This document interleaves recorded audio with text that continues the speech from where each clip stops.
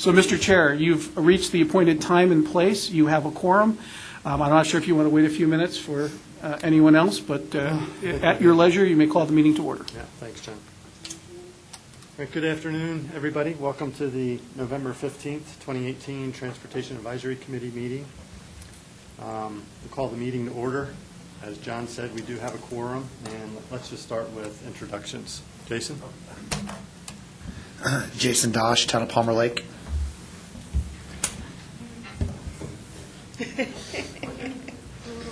Yep, exactly. Lily Lisardiga, CDOT, MPO, and Regional Planning. Brandy Williams, City of Fountain. Victoria Chavez, El Paso County. Rick Orphan, Fort Carson. Wendy Pettit, CDOT Region 2 Planning. Thank you. Laura Pellegrino, City of Woodland Park. John Leo Santos almost fell over. I think I pulled something. PBACG. We all saw it, Workman's Comp. Larry Manning, Founder Monument. That doesn't exist here. Tim Roberts, City of Colorado Springs. Right on time. Yeah. Brian Vituli, City of Colorado Springs Mountain Metro Transit. And in the audience, please. Patty Hutchin, CDOT Local Agency Coordinator, Region Goldie Bennett, D2 Engineer. Lady V with a Stantec. 2. Captain Winger, PPACG. Doug Lawler, Engineering. Kevin Prather, PBACG. Eric Richardson, CDOT, Government Relations. Mark Andrews, CDOT. And Jessica. Jessica Bechtel, PPA. All right, thank you, everybody. Item 2, agenda approval. Are there any changes anticipated to the agenda, or would someone like to approve the agenda? Move to approve. Second. Second. Okay, all in favor, say aye. Aye. Opposed? All right, thank you. Item 3, public comments for items not on the agenda. Usually, for items that are not on the agenda, we refer to the audience. Is there anything that anybody from the public would like to share? Okay, thank you. Item 4, approval of last month's minutes from the October 8th, 18th meeting. Any changes, or anybody would like to make a motion to approve the minutes? So moved. And a second? I'll second. All right, thank you. All in favor, say aye. Aye. Opposed? All right, thank you. Item 5, approval of TAC membership appointments for El Paso County. Do you want me to go through this? Move to approve. I heard a second from Tim. Thank you. Yeah. Or a motion from Tim. Is there a second? Okay, Larry. All right. All in favor, say aye. Aye. Opposed? All right, thank you. Item 6, Board of Directors report from yesterday's board meeting. John. Mr. Chair, members of the committee, let's see, the items of interest. Is it reverbing? Is it sounding a little weird? Yes. Yeah, it's like I'm at Woodstock. Talk louder. Do not take the green planning. The green planning is bad, dude. All right. Is that a little better? No. How about if I just use my voice of command? Yeah, that's much All right. This better? Oh, that's right. Ooh, they're recording. All right. So the items of interest that was on the agenda yesterday, they did go into an executive session to do the review of the executive director. He and I are still here, so I guess we passed. They also... Congratulations. Yeah, thanks. I'm here for at least another 6 months. And then for action items, Ken handled the project cost overruns that you had seen last month. And that was approved. And I believe, Catherine, you've already done the TIP amendment for that, correct? Yes. So that's already been done and sent out. And then there was an information item on the long-range transportation plan. We updated the schedule, let them know we were waiting for the CDOT numbers before we could move forward, so we'll slip a little bit. However, our overall target fall of 2019 should still be intact. Those were really the items of interest, but again, Brian, you were there. If I'm missing anything, please feel free to. That sounds good, yeah. All right, thank you. Tim? Can I add something that wasn't at the board meeting? Was you may have noticed that the city had the 30th Street project in the Metro funds that this committee had supported the use of the Metro funds to fund our shortfall. And that day, I got notice that one of our projects is having problems with environmental and the clearance of a pond. It's the same 30th Street project. And I also found out the following day that one of our projects is not going to be able to meet the June deadline, June 2020 deadline. So knowing we had a shortfall in one, and this project we couldn't fund or obligate by June, I put a halt on that particular project. So if there's any questions or anything, that's kind of where that came from. And then I believe that the funds have been released, or there's an announcement of the additional monies lately, and that's where that came from. Okay.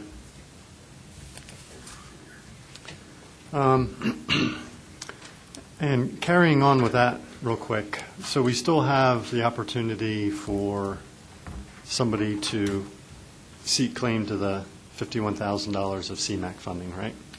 Yes. So that's something that will be on the agenda for next month? Yes, We I need to believe have in- our applications in before that, right? Okay. Yes, I believe Catherine had sent out an email, so if you didn't get the email from Catherine, you need to unblock her from your spam list, or let her know and make sure that you're on our distribution list. But you should have received an email that basically had said that we received the returned funds and that they're available, as well as continuing to mention that this $51,000 that's been sitting out there for a while is available. And I believe you gave a deadline of, you should always just like sit either one side or the other. Right behind me is just not, you gave a deadline of December 3rd? Yes.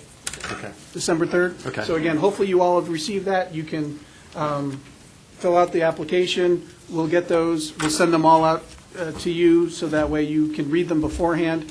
And then when we get to our December meeting, you're ready to act and make a decision, so we can move forward in getting those funds programmed, so then that person, with jurisdiction, whoever gets them, can be ahead of the game of making sure they obligate by June of 2020. Because again, these are those older funds that are, I think, hand this to Karen.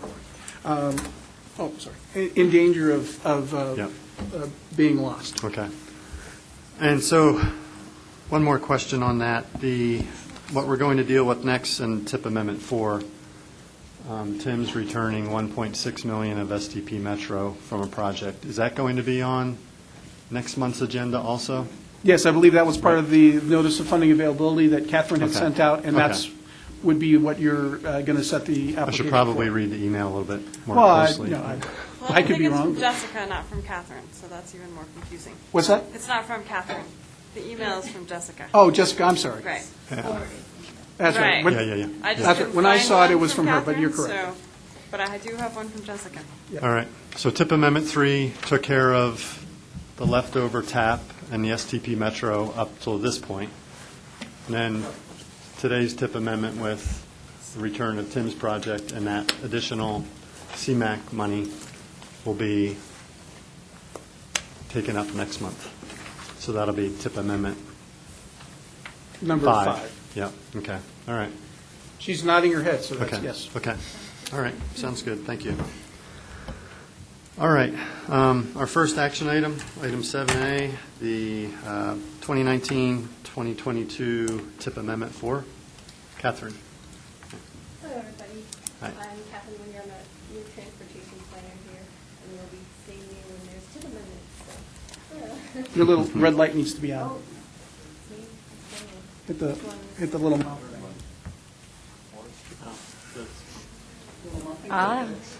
Is that better? Okay, great. So we have received 3 requests for TIP amendments for our 19 through 22 TIP. The first two are from CDOT, and they're both to add funds to either a design or a PEL study. The first one is to add design money for their State Highway 21 and Research Parkway design phase. And then the other one is for a PEL study to add on to a corridor safety study that they did on, on 94. And they're actually going to be talking about that a little bit later as well. And then the final one is, as you were discussing, is the Colorado Springs project that they won't be able to obligate by June of 2020, so they're returning those funds, and those have been included in that amount that we are doing the cost overruns for. So, and I'll be happy to answer any questions. Bye. Any questions for Catherine? Anybody who would like to make a motion? All right, second? Second. All right. And actually, John. Catherine, before you- Second. Actually, no, I'm sorry, you need to finish this vote, I'm sorry. Okay. Any other discussion? All right, all in favor, say aye. Aye. Opposed? All right, thank you. So, Mr. Chair, while Catherine is at the podium, I want to be clear, right now, again, we're still learning the process that is in place and want to honor that. But right now, we're calling it cost overruns, so that 51,000 of CMAQ is for cost overruns. At what point can we say we would entertain new projects? Because right now, if someone said, I don't have a CMAQ project that I can't spend, but I have a brand-new one, our rules, at least the way I've seen them interpreted, means that they wouldn't be able to submit an application. At what point can we open that up for either the 51,000 or the 1.5 if it doesn't get soaked up? What's your understanding of doing it? Because the last thing I want to do is come up and say, well, here, I think I'm going to interpret the rule this way, and then send that out. I'd much rather make sure we understand what your interpretation of the rule is and make sure that we're following that so there's no surprises and everyone's comfortable on board and moving that money out as quick as possible. So if it's not inappropriate, I'd like to ask sort of for a little committee feedback if and when we should entertain that discussion to move beyond the existing projects and ask for new ones if that's necessary. That's a really good question. So I'd be glad to hear feedback, but I guess from a process point, when we did away with the note policy and we came up with this cost overrun policy, does that put us into a corner by kind of basing it all on projects that had cost overruns? Or, does it allow us, is my question, I guess, to, if we don't have a project that has a cost overrun, does it allow us to then go to new projects? I guess that's really my biggest question. Wendy? So I think from the current federal authorization, if we were in the current year doing business and we weren't dealing with all this backlog roll forward, I think that the answer to that would be you would have to look at new projects because we'd be even, Stephen, and you would have to have something to spend money on that if it was in danger of being lost.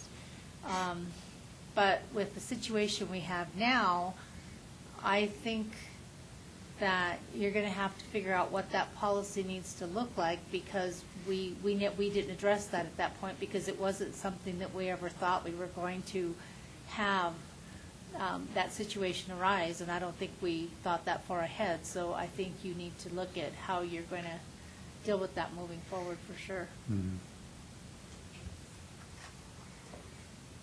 Any other thoughts, Victoria?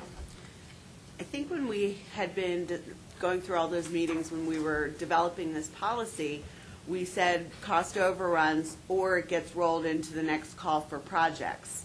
Now, I hear what Wendy's saying about this timeline, and so we might want to tweak it for this, but I think it's okay being open because we can have this conversation when these issues come up.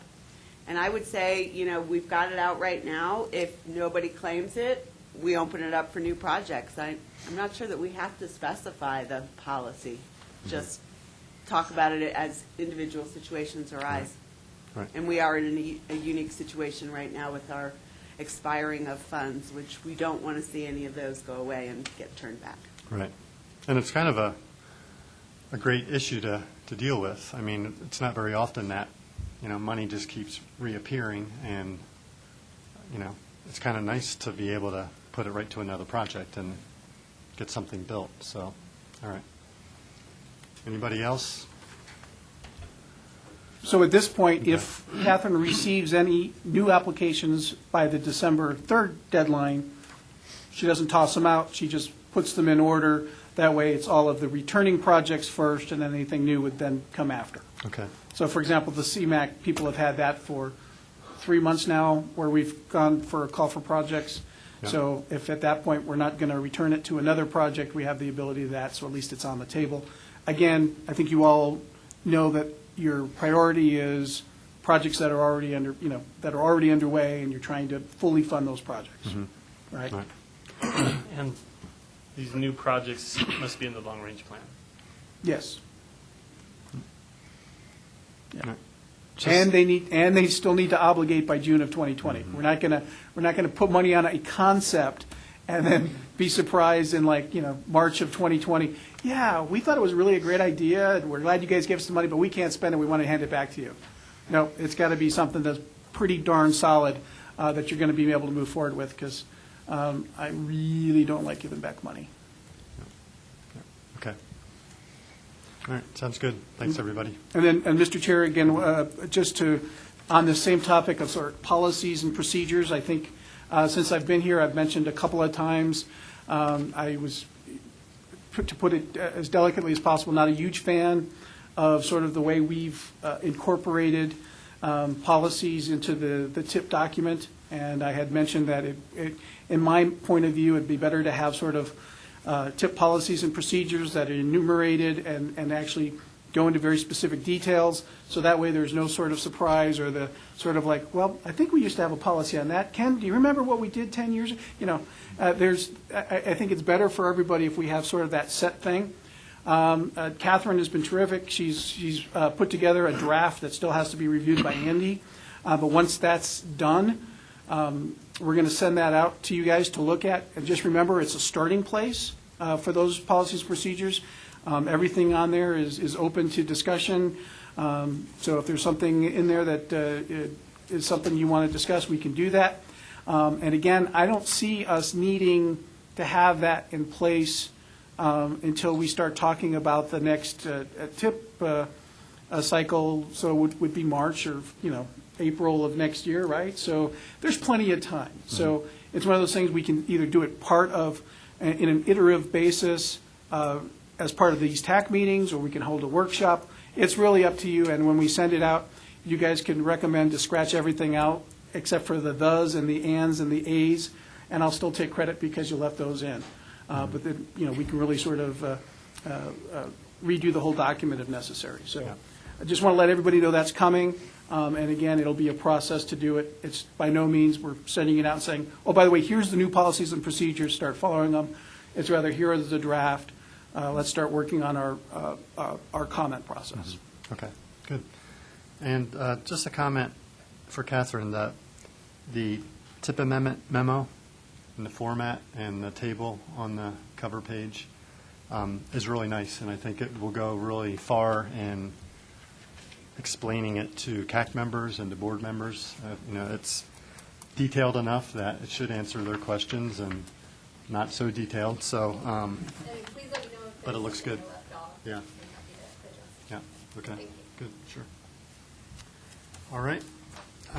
Second action item, item 7B, 2045 Long-Range Transportation Plan Project Scoring. So on this particular item, first I want to let you know that originally it was to be presented by Jennifer Valentine. Jennifer tendered her resignation effective immediately this morning, so she's no longer with the organization, but we wish her well. And just a very bright and talented individual, so I'm sure we'll be seeing great things from her in the future. But in any event, for this particular item, I'll be handling it with Ken. Ken? If necessary, but before I dive too far into it, Victoria, did you want to chat about your thoughts? Because we're certainly very open to whatever the will of the committee is. Thank you. I was hoping that we could maybe discuss tabling this item since we have a workshop coming up in just a few weeks to go over the projects. I was wondering if there's much point in voting now rather than voting just in a couple weeks. Do we have a workshop date yet that I may or may not have read in my email? I think it's the 6th. Yes. Okay. So yes, the email, and again, I'm not sure if that email came from Jessica or somebody else, so I'm not going to make that mistake again. It came out, and it was December 6th, and I forget, it was like 1 o'clock, is that 2 o'clock? Thanks. So that's the date that we have set.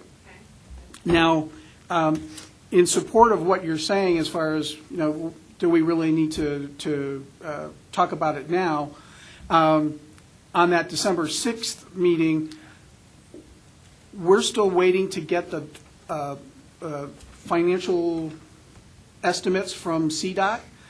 I thought they were going to chat about it today at the commission meeting, but we're not sure if it actually made it through the final approval process.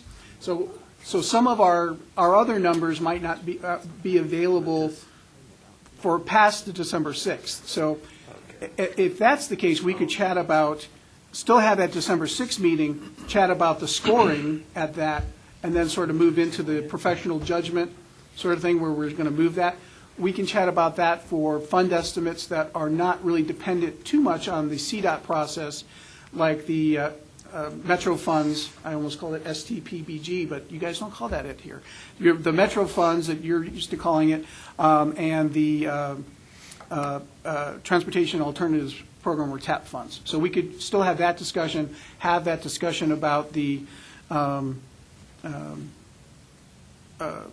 scores, and again, realizing that the scores, as much, for whatever they are, I know that there are some issues with that, understanding that at this point, we're just trying to get through the process, fix it, and then hopefully when we go through this again in a couple of years for the next long-range plan update, we'll have something in place that is a little more indicative of what the membership is looking for as far as the scoring. But that being said, I don't see any reason why we can't do that, and plus that also makes that December 6th date a little more set, because then we definitely will have something to talk about.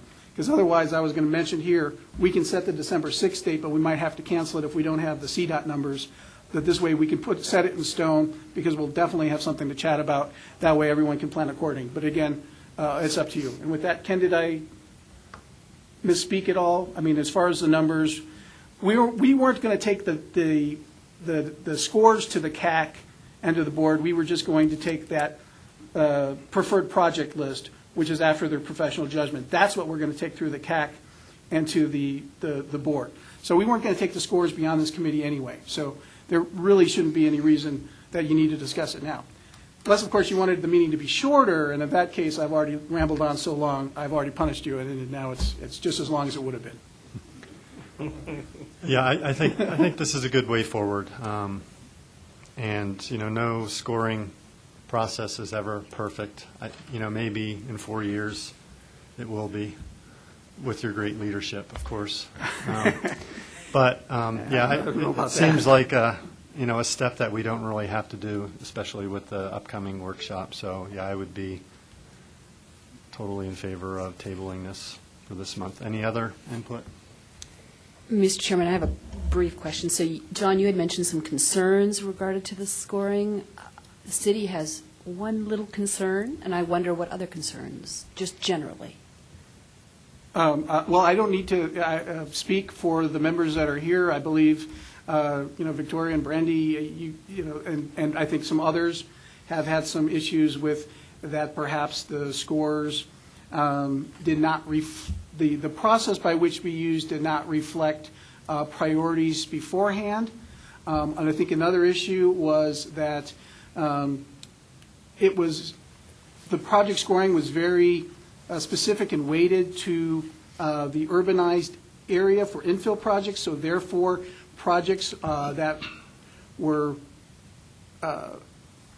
beyond that urban boundary, for example, all of the CDOT projects. CDOT projects by their very nature are not like connecting Starbucks to the Safeway. They're by their very nature connecting Woodland Park to Manitou to everything else. And so therefore, the scores didn't reflect the sort of the overall priorities of the different regions and for the urban-rural nature of our region. Because even if when you look at the boundary, which I think I'm getting correct now, we still have some very, rural areas, or at least areas that have a different need than that very traditional urban core. So I think that was some of the issues. But again, I said I wasn't going to speak for everybody, but I think I just did. But with that, I'll let everybody sort of have an opportunity to let you know what their thoughts are as well. Well, I got close. You summed it Yeah, up. you're good. Well said. So let me just respectfully ask for a recount for the city's projects.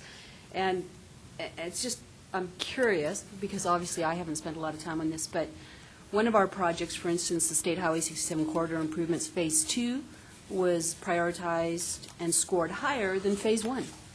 Now, they're two totally different independent projects, I agree, but the Phase 1 project is shovel-ready.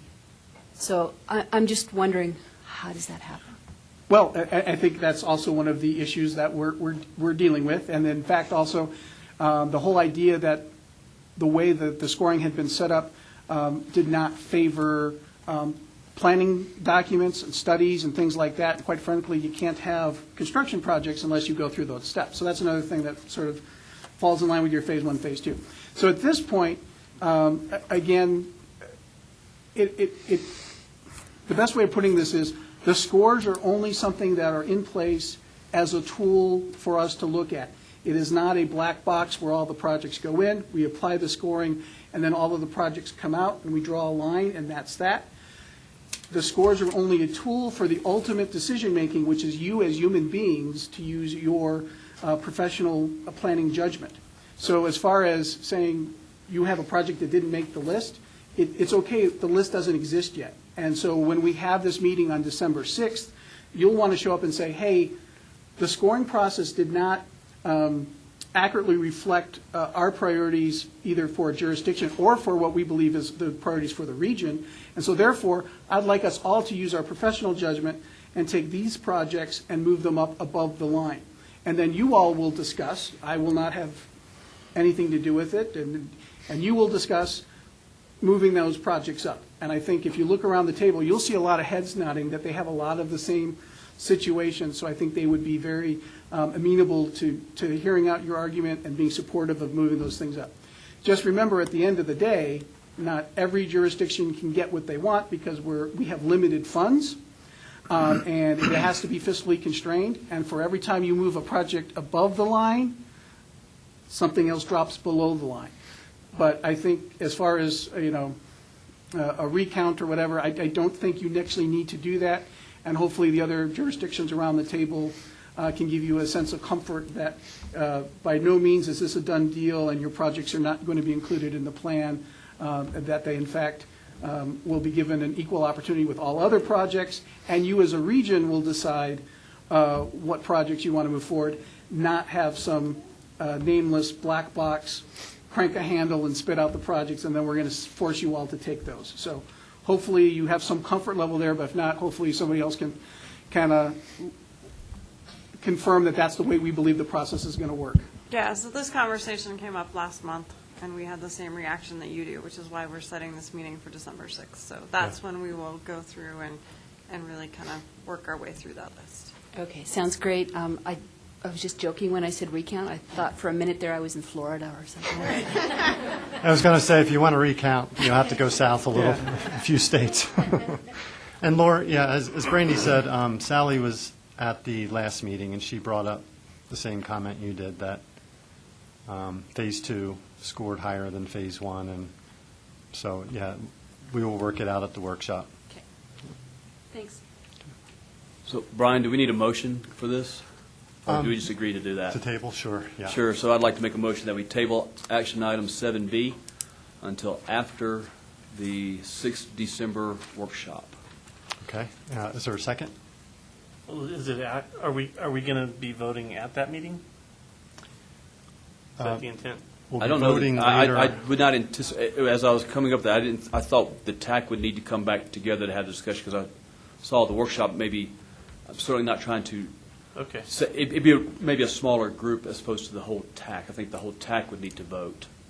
Okay. So that's why I So recommend we're- it's till after the 6th December meeting. Yeah, so workshop. the output of the workshop is going to be a prioritized list of projects, right? That we then recommend on to the approval next. on? Right. At So a we later would- date, right? We would generate it at the TAC meeting December 6th, and then we would approve it at the December TAC meeting, which would be a date, no matter which one you pick, I'll be out of town for. But I don't think you need me here. When is, and that actually kind of jumps ahead to the future TAC meetings a little bit. So the normal third Thursday is like right before Christmas, is that right? It's the So I think- 20th, Huh? December Like the 20th. 20th. Yeah. So we were just going to ask if there was a need to move things around, but, or if everyone's already got the 20th scheduled, that'll be great. I'll call in from Tucson, and, it'll be great. Nothing says, the holidays like a TAC meeting. That's right. Well, could So- we make the December 6th a TAC meeting instead of just a workshop, so that we can actually have a decision? It's just a workshop to discuss these items, otherwise we'll all be there until dinner time and we'll be very grouchy by then. So, no, we just want to focus. Yep, no problem. The 6th will be purely for this, and then the 20th will be our normal meeting. I'm going to recommend a cookie exchange for the 20th. Everyone bring something, everybody trade. A little more fun, a little more festive, I'm just saying. And you can FedEx yours in from Tucson. I will leave things with Ken and Catherine before I leave. So my motion still would remain as to delay action item, or table action item 7B until after the 6th December workshop. I'll second the motion. Okay? It would be to December 20th. December 20th.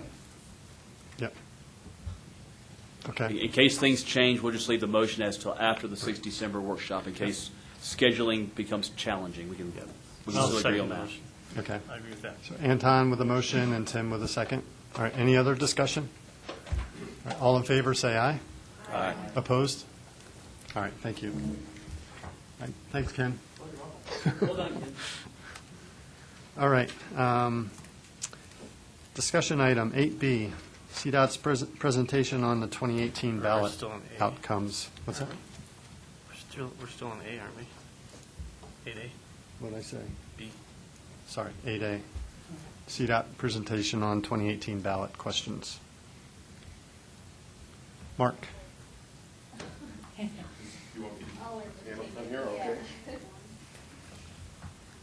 We kind of know what the outcomes were, but. What are you talking about? I'm Mark Andrews, North Program Engineer for CDOT. Where the mouth is?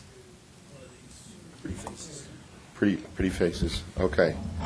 I gave an update yesterday to the board on the 109 and 110 not passing, and essentially what CDOT's position is right now is we're still moving forward with the priority corridors in determining our priority needs. In other words, on US 24 West, for example, we have a need to go back through and look at projects, identify priorities, and cost those out should we get additional funding. So even though we're not going into full design mode on those corridors and those projects, we're still moving forward with looking at priorities a little deeper. That's the same case for State Highway 94, as we'll talk about with the next presentation coming up. We're still moving forward on 94 to get that in a better position should we get another opportunity for funding, and you never know what funding opportunities come along. So we want to position ourselves well for those future opportunities. So likewise, I-25 from Circle down to Fountain, we know we've got some congestion concerns, and in fact, congestion all through Colorado Springs.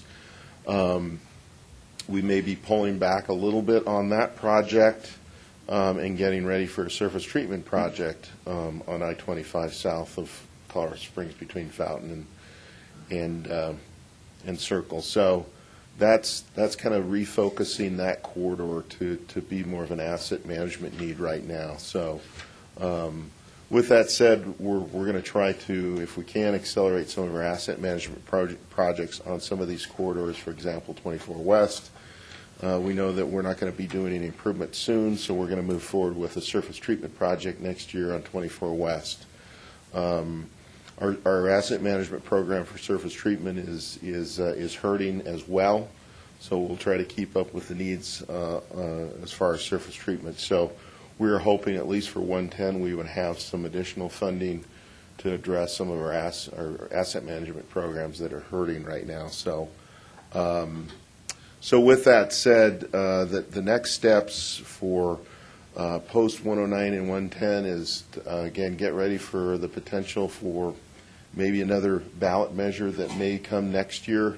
We've been hearing that there may be something on the ballot in the tune of around $2.3 million. We've heard that the Republicans are very interested in putting something on the ballot.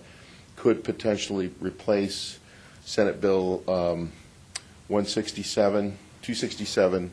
And as you know, 267 is funding the GAP project right now. So with regard to 267, we're still full steam ahead on the GAP project. That funding is not going to be jeopardized by the vote. We do expect to receive $250 million of Senate Bill 267 for that, and then the rest was the federal grant plus the local portion as well, for a total of $350 million. So that project will be held harmless. There is a potential, because we only funded the first year of 267, we expect that there'll be a second round, maybe even third, fourth round for 267, and we're hoping that we can maybe fund research and powers with that list, but that hasn't been decided. So that would be likely our next priority project. We'll have that ready for design or ready for construction by this summer, but again, we won't know on 267 the later funding until next November if we need to combine that with some type of ballot measure. So so again, we'll wait and see and hope that something comes along that we can get some of these projects ready to go. Any questions? Nothing for Mark? Okay. All right. And are you on the hook for the next item here? I am. John? Actually, Mr. Chair, before we move from this, I think and again, I think the Colorado saying is, should money fall from the sky, Arizona, we used to say, find money in the seat cushions, but, it's the same concept. If funding comes available, I believe it was at the last TAC meeting I had mentioned, it would behoove us to update our different development lists, and I think our schedule still holds firm that we want the long-range plan to sort of happen, so we'll let December happen, but early into next year, we'll want to make sure that we're updating our roadway list, development list for CDOT in case anything comes up, our transit list to make sure that if there's any funds that are available for transit projects, and then this new bicycle and pedestrian list that doesn't exist, but we would want to sort of create one. It would be in our best interest to do that. So again, I think from our perspective, we can only coordinate so much, but we'll put it on the agenda, we'll bring it forward, and again, I think timing-wise, we can use a lot of what we're doing for the long-range plan as the basis moving forward. But that being said, I think it would be a good idea, at least for you guys, to be thinking about what you want to make sure are on those lists, or what things that are on those lists that might not be ranked the way you'd like, so we can have those discussions early next year, February, March, or whatever. But again, I just want to make sure that in relation to what Mark is talking about, we all understand that these things, when they do come together, they come together rather quickly. And if we can be ahead of the game and have our lists updated, approved by the board, sitting there waiting, we're going to fare better in any sort of process than some other regions or TPRs around the state that are not that far along. All right. Sounds good. Yeah. All right. Can I just, and just in case there's anything out of the box that John didn't touch on, is there anything else you need from us? Because this does happen fast and furious, and just in meeting with you, seeing how 109 basically shoehorned a certain amount of money for the smallest amount of road possible, is there a way that we can get more flexibility built in, or create a list, or any help that we can give throughout this process, or while they're in session, or anything that you hear of that we can plug into to make it so it looks more logical by the time it gets to the point people are voting on it? So 109 was an independent effort. We didn't have any control over that list. CDOT didn't. The list was taken off, my understanding, it was taken off from an old list. And so. Have you burned that list? Not yet, but I think, there were some problems with the list, obviously. So our hope is, and what we did between when that old list was developed and the 110 list was developed, we came back to the board, the TAC, the CAC several times and said, hey, we're refining the list. Is this right? Is this what you want to see? And so that's how we developed 110. And again, the 109 list was discussions we had, a year, maybe a year and a half before we finalized the 110 list. So we hope to not see that again. If we need to go back through and update the prior list, we'll certainly do that, depending on the funding that we get to fit. So, for example, if we do get $2.3 million of new funds on top of the 267, which But is not likely. $2.3 billion, right? Because $2.3 billion is not even going to fix my car. The B word. If we get additional funds with the ballot measure next year, whatever the amount, we'll have a list of projects that we're recommending, and we'll come back to the TAC and CAC and board and present that. Okay. Any other questions? If nobody else does. Mark, I think Brandy made a wonderful point about, whatever happens at the session, so it might be a good opportunity if you could introduce Eric. I was going to do that. Because he's going to be at the session, and he's going to be able to give us information whenever he shows up here, so thanks. So I would like to introduce Eric Richardson. He's our new government liaison rep for Region 2. Eric, here he is, standing up. Eric's already helped answer several questions that I've had, and so if you have any questions, he can answer questions on future legislation, funding, things like that we're likely to get. So right now, he's just told me recently there really isn't any new news out there. So regarding any future ballot, we've just been hearing rumors that may occur. So. Okay. All right. Thanks, Mark. All right. State Highway 94 corridor study outcomes. Okay. So I'll start this one. Like I said, 94 was one of the 110 corridors, a priority for us. We will continue to develop 94 as a priority, not only for congestion relief in the future, but it's a major important route for national defense. So we've been very proactive in trying to get the initial part of the traffic study done, and with that we'll go into planning an environmental linkage study from this point forward.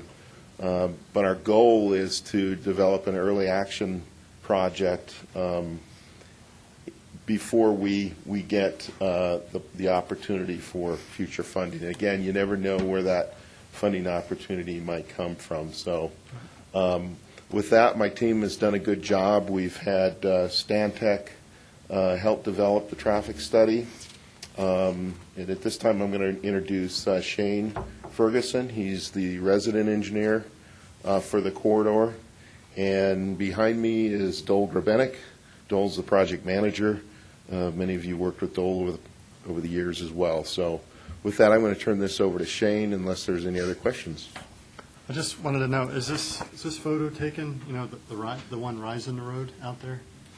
Out east. I don't know, where is that photo? Yeah, right.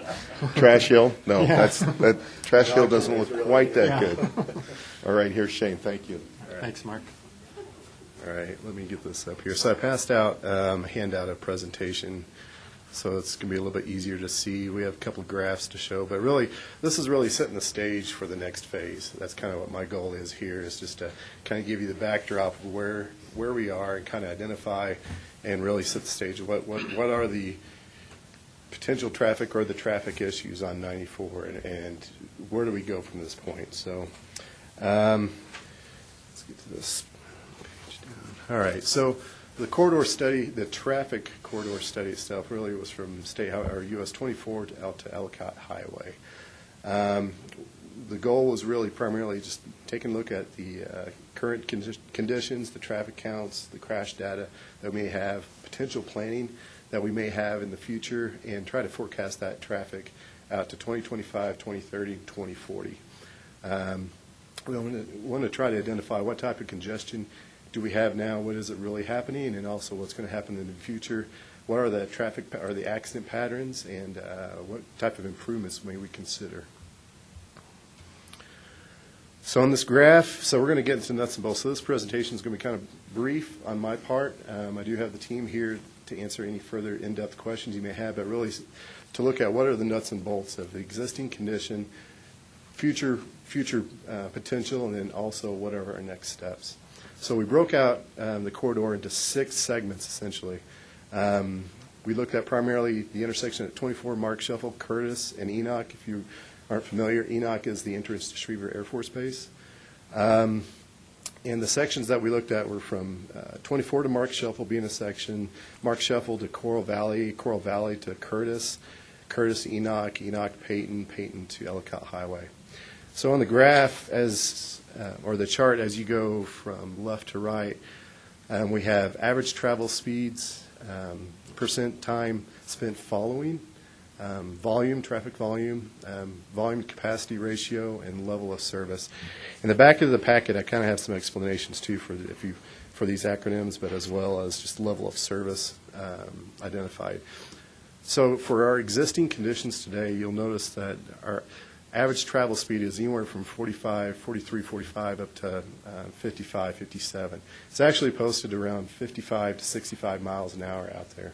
So you can see that for our AM and peak periods, we're well below what's actually posted for our average speeds. Our percent time spent following is pretty high, and that's basically a vehicle following another vehicle, maybe impeding that type of traffic. For the first, I'd say 2/3 to 3/4 of the corridor that we study, our percent time spent following is really extremely high, above 70% of the time. You're going to follow either another truck or another vehicle. And that really ties into how our level of service is actually holding out on the corridor. Our volume is essentially about half of what the capacity of the corridor can hold, half to 3/4. But our level of service is performing at a level of service E currently today. And again, I would tie that back to percent time spent following and really what's going on out there. Do we have passing lanes that are really working as they are supposed to? What type of vehicle traffic are we seeing? Is it truck traffic? One of the land uses out there is that waste management landfill up there off of Blaney, I believe, and also, of course, Schriever Air Force Base. We all know that Banning Lewis Ranch is planned to develop out there, but currently development really hasn't began in that corridor. So that really kind of lays the groundwork of what our existing conditions are today.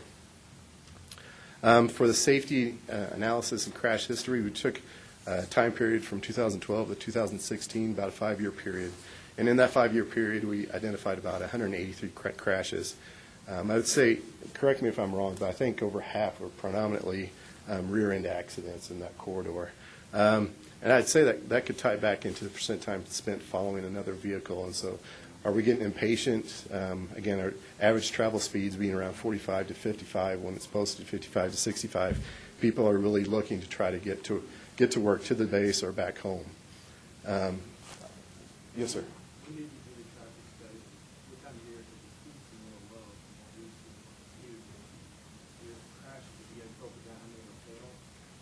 So on the crash data from that period, if I remember right, we have about 3 that were fatal in that period of time.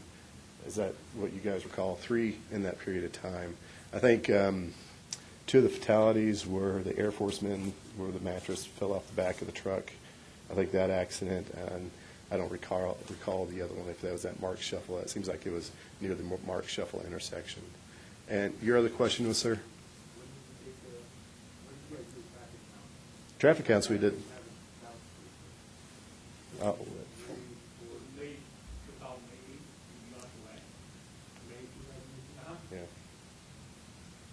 So essentially over the spring, we were taking the traffic counts. So we'll definitely have more time for Q&A at the end of this. So if you guys can think of any other questions, or like I said, the team is here. We'll definitely want to answer anything that you may have. But again, the predominant pattern for accidents was definitely rear end. I'd say majority of them were definitely property damage only. But again, as the question came up, how many were fatalities? For that period of time, I believe 3. So the future forecasting, we utilized the latest PPACG traffic model. We also spoke with Banning Lewis Ranch and Schriever Air Force Base and got projections as far as what they anticipate build-out would look like. And so we made the assumption of 2040 would be about a 35% build-out on Banning Lewis Ranch in that along the corridor. And as you can see from the graph, it's essentially level service at E&F throughout the corridor, and that's based off of volume of vehicles on the existing facility as it is today.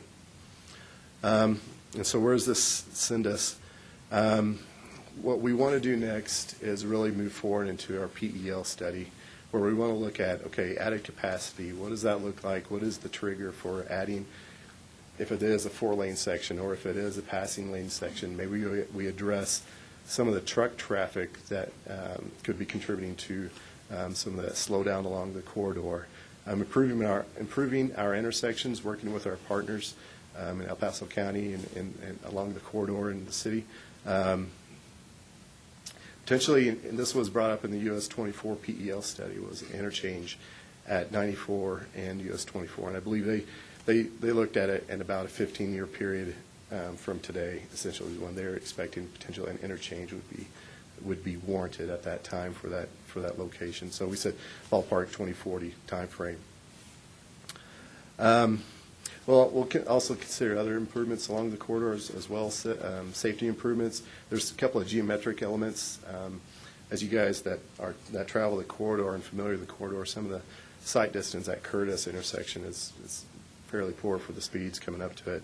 The merge point on the existing passing lane really kind of works it's kind of a weird, funky geometric design there. So we want to address some of the elements that aren't as safe. Shoulder widening, potentially there's some benefit there. As well, we'll look at our environmental impacts, right-of-way impacts, geometrics, involve in public comment and really identify what the goals would be. When do we implement some of these projects?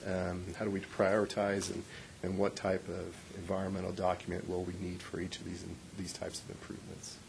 So again, as Mark alluded to, we do have the team here. So if there's definitely questions that you guys may have at this point, the goal would be we'd finish up this traffic study here probably around the end of the calendar year, and we would go out with an RFP for a PEL study about midwinter. Take that into the spring, summer time frame. Questions you guys may have? Any questions for Shane or the team? Tim? Yeah, are you able to collect percent commercial traffic? Did we do truck traffic? Did we do the classification counts? Yes, we did. The traffic counts including classification counts.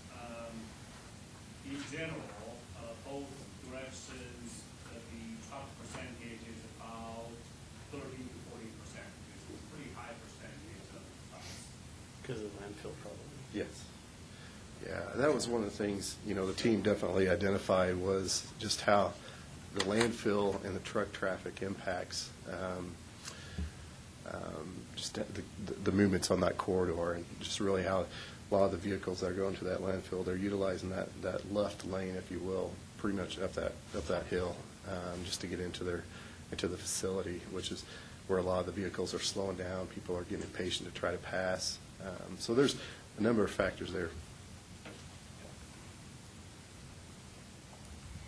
Any other questions?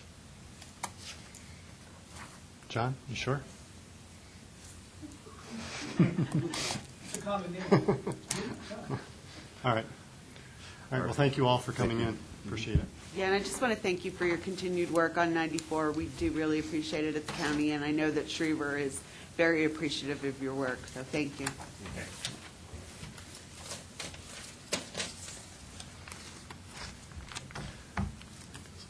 Okay. Item 9, member entity announcements. Is there anything anybody would like to share?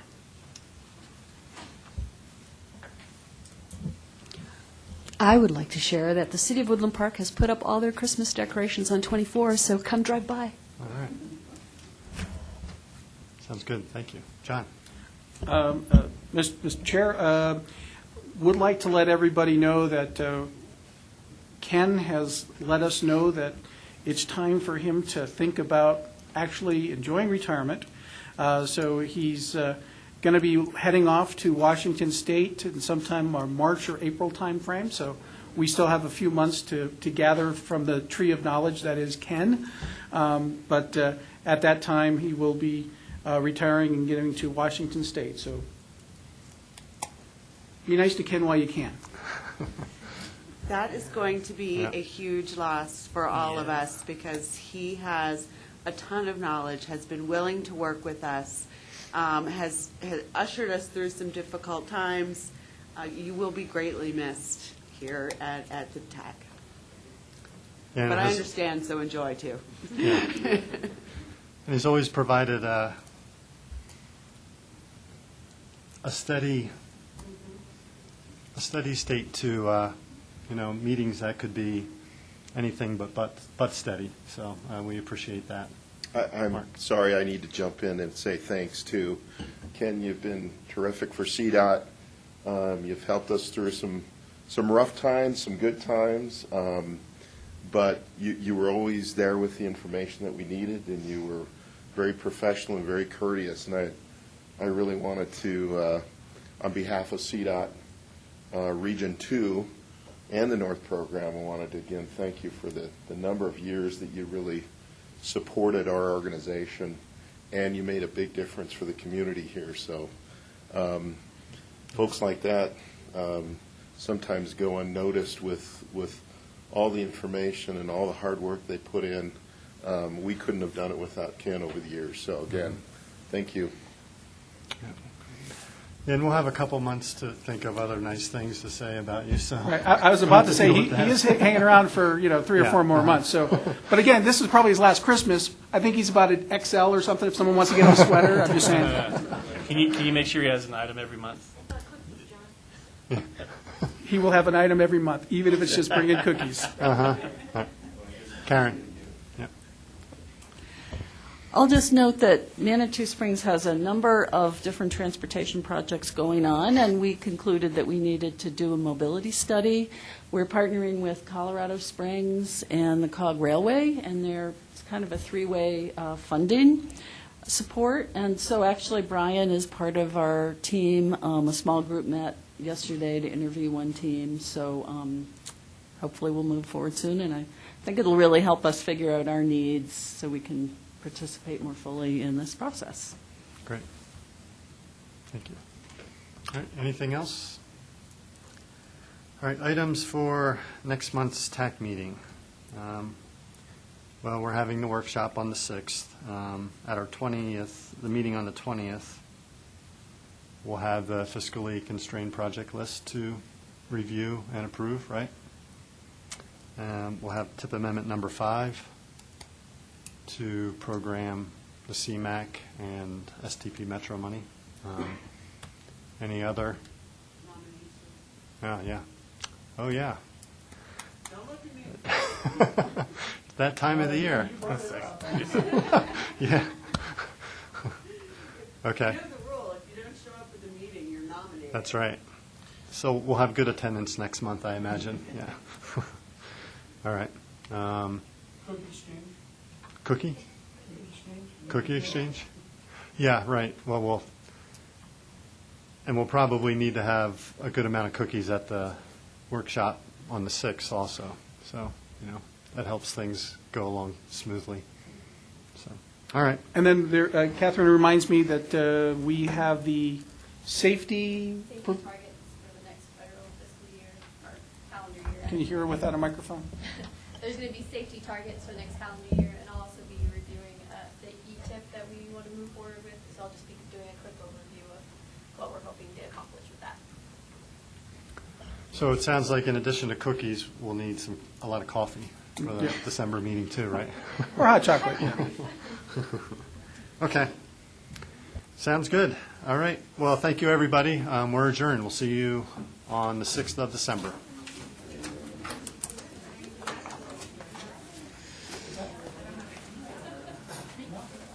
Interested in continuing as chair? What's that? Interested in continuing as chair?